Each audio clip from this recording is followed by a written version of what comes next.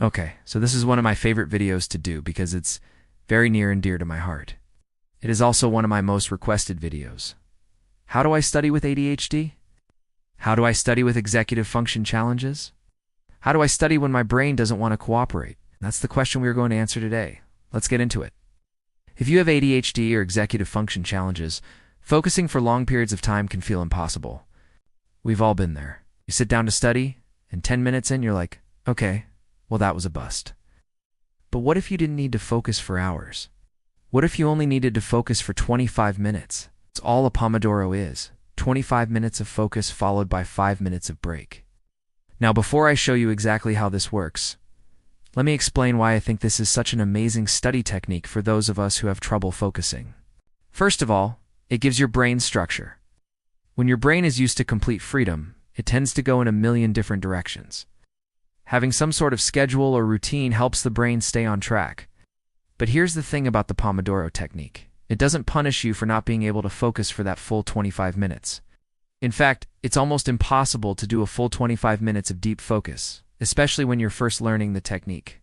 So don't worry if you can't quite get to that time limit right away. What matters is that you give yourself a set amount of time to try to focus, and then you give yourself permission to stop trying after that time is up. The second reason I love this technique is that it gets you in the habit of taking breaks. When we have ADHD, we tend to push through until we just can't take it anymore and then we burn out. By forcing ourselves to take breaks every 25 minutes, we prevent burnout and we give ourselves time to recharge. The third reason I love this technique is that it allows for flexibility. If you need to take a longer break, you can do that. If you're in the middle of something and you want to finish that thing, you can do that too.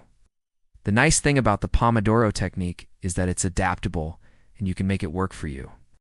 So now that you know why I love this technique, let me show you how to do it. First, set a timer for 25 minutes.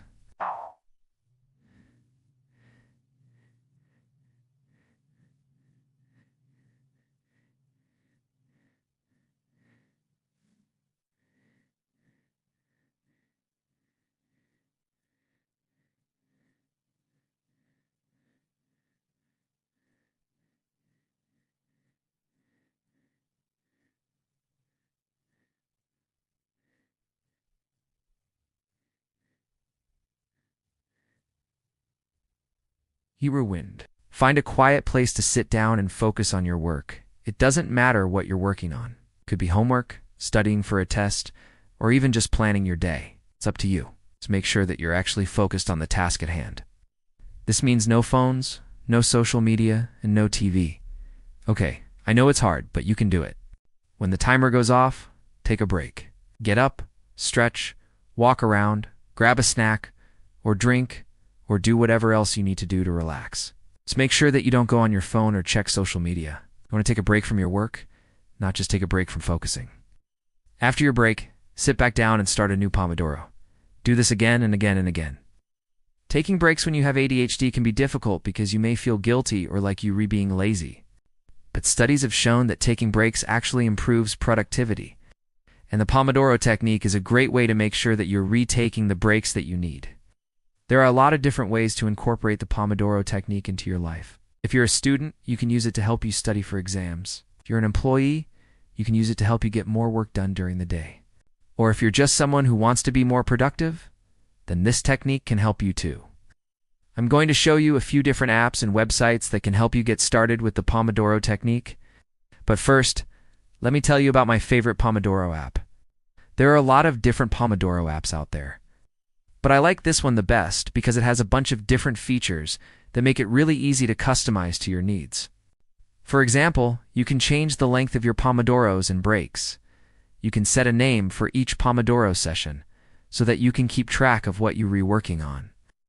And you can also add a timer so that you can see how much time you have left to focus. Okay, so here are a few other apps and websites that you can use to incorporate the Pomodoro technique into your daily routine. The first one is called Tide. Tide is a Pomodoro timer app that's available on iOS and Android.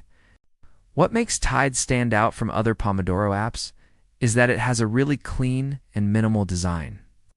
They also have music to help you focus. It's kind of in the background and it is subtle so it doesn't distract you from what you're redoing. The The next one is called Forest. Forest is a fun little app that uses gamification to keep you focused. You plant a tree, and then you have to water it while you're working. If you get distracted and leave the app, your tree will die. So it's a great way to keep you accountable. The last one I'll mention is called Clockify. Clockify is a free time tracking app that you can use to track your Pomodoro sessions. What I like about Clockify is that it's really easy to use and it has a lot of features. You can set up different projects and tasks, and then you can start a timer to track how long you spend working on each one.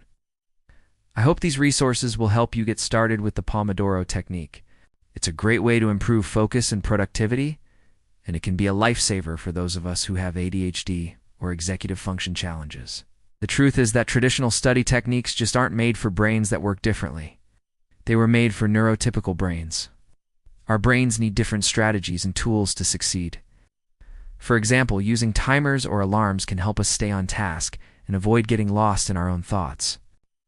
Using visual aids, such as diagrams or flowcharts, can help us remember information and make connections between ideas. Breaking down tasks into smaller chunks can help us make progress on larger projects and avoid feeling overwhelmed. Creating a quiet and comfortable workspace can also help us focus and be productive. This might mean finding a spot with minimum distractions or investing in some noise-canceling headphones. As you can see, studying with ADHD can be done. It just takes some creativity and experimentation to find what works best for you. It's important to remember that there is no one-size-fits-all approach. What works for one person with ADHD may not work for another. So be patient with yourself and keep trying new things until you find what works for you. Don't be afraid to experiment with different study techniques and tools. Try out different organizational systems and see what helps you stay on top of your work. It may take some time to find what works best for you, but don't give up. With a little trial and error, you'll find the strategies and tools that will help you succeed. Finding the right study techniques and tools can make a big difference in your academic success. So don't settle for the first thing you try. Keep experimenting until you find what works best for you. I know it can be tough, but don't get discouraged. There are so many resources available to help you succeed with ADHD. With a little effort and persistence, you can find the strategies and tools that will help you reach your goals. Thank you guys so much for watching. I hope this video was helpful, and if you enjoyed it, please hit the like button and subscribe for more content. Take care, guys, and see you soon. Bye.